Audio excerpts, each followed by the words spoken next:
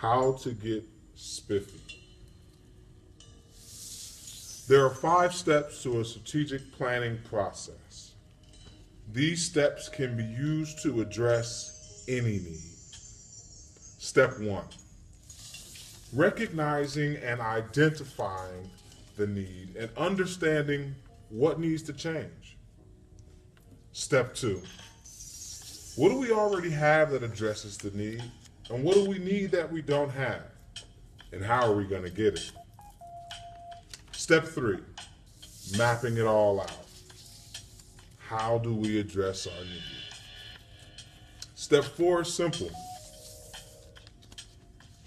Just do it. Step 5. How did it all go? What worked? What didn't? And what does it mean? Now don't forget to celebrate success. Yay! And 2 important things to keep in mind while all of this is happening. How do you keep it going? And was it inclusive of everyone?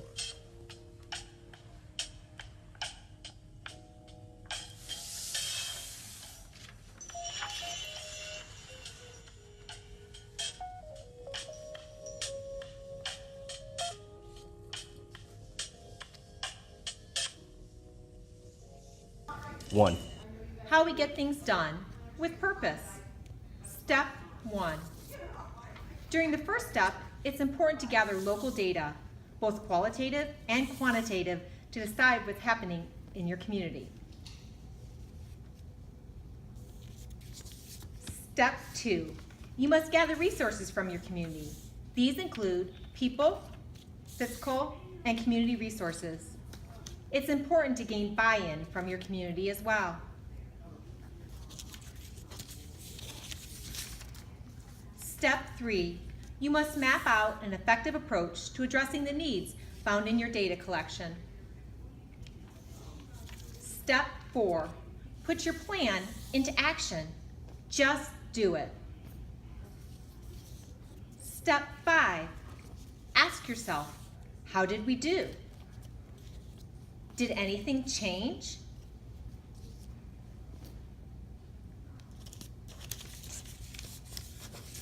During this process, there are 2 things we have to remember. Number 1, consider ways to keep up your good work over time. And number 2, respect your community's values. This was brought to you by Kim, Kathy, Molly, J. Greg, Tristan, and Beth. The end.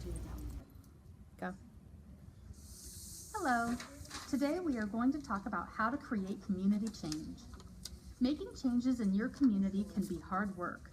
We will demonstrate how to create the changes that you want by following just a few simple steps. It is important to begin with the end in mind. What changes do you want to see, and how can you make those changes stick around long after you're gone? You will want to make sure that your changes can have a long-lasting impact. The changes you desire to make have to be easily understandable and take into account the unique factors that exist in your community. So, if we begin with the end in mind and we keep our community's uniqueness at heart, then we will just have to follow these simple steps. Step 1. The first thing you must do is determine the problem that you want to address. Is it really a problem? And how do you know? Use data to help you. You may need to learn more about the problem. This may mean asking new questions or holding listening sessions to make sure that you understand the problem completely. Step 2. Is someone else or another group addressing this problem already? Is there a group addressing a similar problem? Maybe you guys could work together. What are your resources and assets in the community that can help you?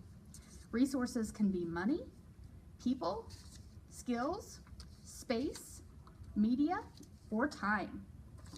Once you understand the resources you have, look back. What do you need? What are you still missing?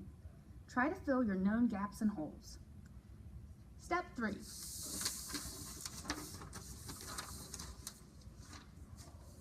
Once you have your resources aligned, it is time to decide as a group what you should do to address the problem. It is important to review what other communities have done successfully to tackle the problem in their community. Hey, at this point, new learning is allowed. You can brainstorm with your group all the ideas that could help you get rid of the problem. Once you decide how to address it, you will want to build a chart that lists each step that you will need to take. What will the person do? Who will do it? And by when?